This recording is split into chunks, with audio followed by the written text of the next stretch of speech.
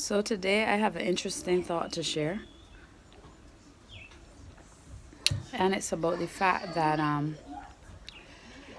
people nowadays don't know anything about love. And growing up in Barbados and dealing with these people who more believe in horning and going behind people back and telling lies than they do in actual proper relationships has been very difficult. This society, I don't know if it's because of post-slavery or what, but people's first inclination is to believe that people don't care about each other. And that's crazy because while growing up here in Barbados, I have witnessed some real true love, and it has warmed my heart. But you see these young people today and this hookup culture and all these stuff that they've done to go exactly opposite to what God says and think that there's no God, and think that they just do what they want and it has no consequences. They are the evidence that everything that God tells you is correct, and they are the evidence of what a lack of love does. Now, I know people who used to drive from St. Peter to St. Philip every day. People think that, you can only do this stuff because you want sex, or that love is some transactional thing. I know, I used to drive from St. James to Christ Church as often as was necessary, you know. And these things were not based on sex. These things were just based on love. These things were just based on wanting to be with someone. And people, they act like that's not true, it's not real, because they have become transactional with everything they do. But the thing about the transactional era that we're in today is that I just don't see any longevity in it whatsoever as far as the goodness. Because, yeah, you can be attracted to someone. You can end up, if you don't, if you are that type of person, you end up messing around with them.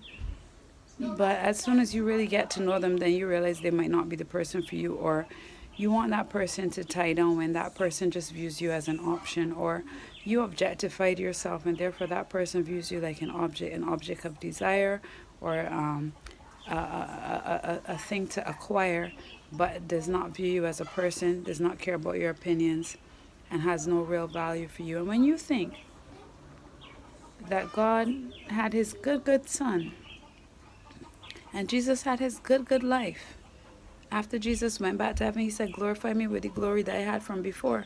He had an awesome life. But because he knew how bad we would get, he wanted to save us, he died so that all the sins that humans commit could be universally paid for. That is love.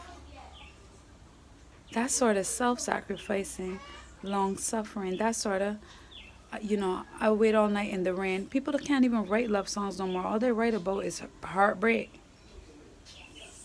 And every time they do one thing, they buy you a snap box, they think that you owe them a threesome. They're crazy out here. They're crazy out here. And it's because y'all don't understand nothing about love. Y'all are not born of love. And when I say y'all, I don't mean everybody, of course. And I should say we, because we as a society, we don't know love anymore. And this is a form of psychosis, because we are made from love. We are made of the image of God. But now we are not being born into loving situations, and we think it doesn't matter. Nowadays we talk about love. You can't depend on the person. You get in a problem, you can't call them. And yet you got this person in your phone messaging you. The other day my son, I was telling him the definition of friendship. I asked him, what's the definition of friendship? He said, the definition of friendship is people that you share interests with, you can laugh with them and say. I said, no, baby. No. The definition of friendship is the person you can call on who will come when something is wrong with you, when there's nothing to laugh at. The beginning of friendship is having stuff in common. The most important thing to have in common is morals and values, so that you agree on the root, not on the leaf.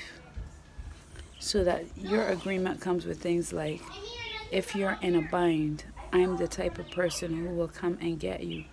Loyalty. It don't matter if you and the person got the same hair. It don't matter that you and the person have the same interests. Somebody come to beat you and them S out and gone, they're not your friend. And how are we gonna get friends with this foundation of disloyalty and this lack of true love? But I just want you all to remember that thought for today, huh? St. Peter to St. Philip. Every day, sometimes twice a day. Not for no sex, nor nothing so. For love. The song says, I will walk a mile. The song says, I will go 500 miles. The song said, I would do this, I would do that, I would stand out in the rain. When a man loves a woman, he can't keep his mind on nothing else.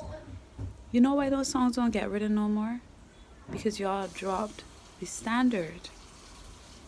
Because now things that were supposed to be things to work for, things that were supposed to be sacred, things that were supposed to be special, have become common. But one thing you can do as a human being to elevate your experience in this life is to value yourself, value your sexuality, and learn what true love is. Gone.